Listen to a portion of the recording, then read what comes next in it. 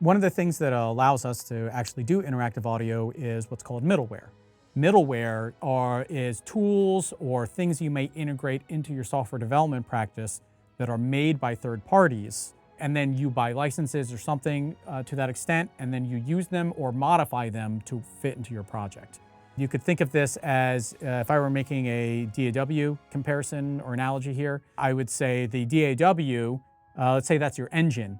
All the plugins you're using, you could technically call middleware because you didn't write the plugins yourself and you're using them from a third party to achieve the results that you want.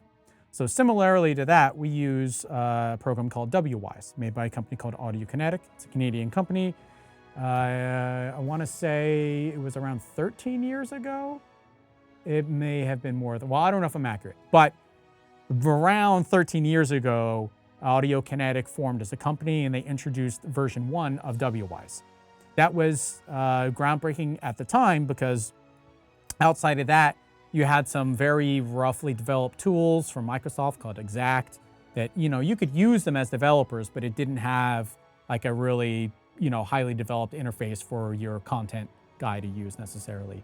So you'd have to build your own tools to integrate that stuff because it was more like a code base that you could use. There's another tool called Fmod, and they're still very popular. Fmod is typically used on lower budget or indie productions. They're more geared towards that sort of thing and operating in that kind of niche. WWise can be used from anywhere from indie projects all the way up to AAA. They're a larger organization and they tend to be used in larger productions just by happenstance, but those are the two primary tools or middleware that audio uses in games. There's other examples for middleware for things like physics, animation. There's all sorts of tools out there that involve. So in a game audio workflow, we start in the DAW. We use something like Nuendo, Reaper. Reaper's quickly becoming a standard, especially as younger people come into the industry. They tend to be heavy Reaper users. And then we have WWise as our middleware. And WWise exists between the DAW and the game engine. And that's another way you could think of why it's called middleware. So we use WWise to give all the sorts of associated data because games are really about simulation. And we might not be a pure simulation in the sense that we are simulating an environment, but we're also changing it so that it's an aesthetic, that it's an experience that you can have. It's not real world. It's something that's heavily stylized. But the function and the way you have to work and interact with it is still as a simulation. So it's not as simple as just saying, here's your footstep sound, and then, go ahead and play that. You need a whole system. You need to know how far out can I still hear the sound or can I not hear the sound? So how loud or quiet is it within the context of a real world? Someone walking down a hallway, it's going to reverberate, travel down the hallway. You're going to hear them from a very far distance away because of the acoustics of the environment. But same energy input, same shoe on grass outside, you're not going to hear them until they're within maybe 10 feet, something like maybe 15 feet. So that second example is more what we have to model in the game. But we also have to know, well, what surface are you stepping on? We need to pull in a texture. We need to do a ray cast down from the foot. There's other means of getting that information, but you need to do some kind of process. And then in WWise, we say, here's your sound for walking. Here's your sound for running. Here's jumping. Here's landing. Here's scuffing. Here's coming to an abrupt stop. Here's going to an abrupt speed. Here's sliding while you're turning. There's all sorts of different things you need to simulate because you don't actually have a way of just the game just understanding how the real world works. So WWise is where we set up all that data. It's where we say, here are your wave files that are associated with dirt. Here's the wave files for grass and so forth. We have to build systems to then say, oh, well, how do we even know what texture you're on? Well, here's how art built textures. Okay, we can hook into that and then get the texture, and then we'll convert this to this name, or in WWise it's called a switch name, that WWise recognizes and knows when it gets that switch to switch the sound. And that's how we get footsteps in game. So there's really nothing all that simple. And oftentimes I spend less time in the DAW than I do in WWise and in the game. Because I might just edit those footsteps, let's say in an hour or something, not the full set, but some subset of them.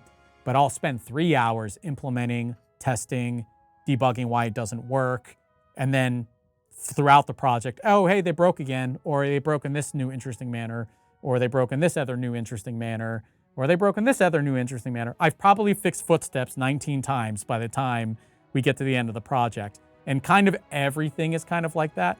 So the law of entropy is very much enforced when it comes to game development. So between us working with things in these sort of mostly working states or barely functioning states, it's usually a mix of all of that during development. We keep picking away at the problem until we really get it down to something that's tight and performative. So the way that the end user experiences it is essentially they're experiencing it after we've gone through problem solving for probably 2 years of saying, oh, it doesn't work in this, or hey, actually the dirt footsteps just don't sound good. So maybe we record dirt footsteps and then replace those. And so there's a lot of iteration that goes on. And then while we're usually rough mixing throughout the process, we do our best to stay in kind of a standard rough mix, diagram or document that I'll provide to everyone to use as kind of a rough guide. Then we typically spend the last maybe 3 weeks of a project dialing in that mix. That's the time when we have, to the best of our ability, protected time. We're not fixing bugs, we're not making new content, we're only fine-tuning the mix and making sure the mix is as impactful as possible. And oftentimes, that's actually where the satisfaction with the game experience is derived. I mean, content matters, but the mix sometimes matters more than individual pieces of content, because you can have a sound that's not quite as good as other sounds, however you would rate that. But if it's sitting in the right place in the mix, it's doing its job. But you could have a great sound, and if it's not sitting in the mix properly, it's not doing its job. And even if it's on its own really amazing piece of content, again, that record scratch or record repeat, because there's nothing you won't hear 100 times, that actually now is not doing its job. And even though it's a great piece of content, it needs to be situated appropriately in the mix in order for it to be satisfying. So that's how all these things tend to break down.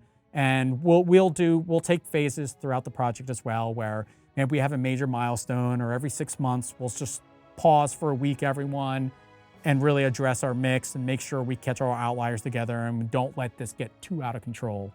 But it can be hard because we have so many competing priorities between, okay, this sound is too loud, but this other thing's actually breaking the build. And now we're putting the area designers behind because something in audio isn't triggering, which is important to a mission, or something along those lines. Or our poor testers, we have a sound that's screaming at Unity and it's all distortion. And so we're going to make that a higher priority and make sure we go and fix.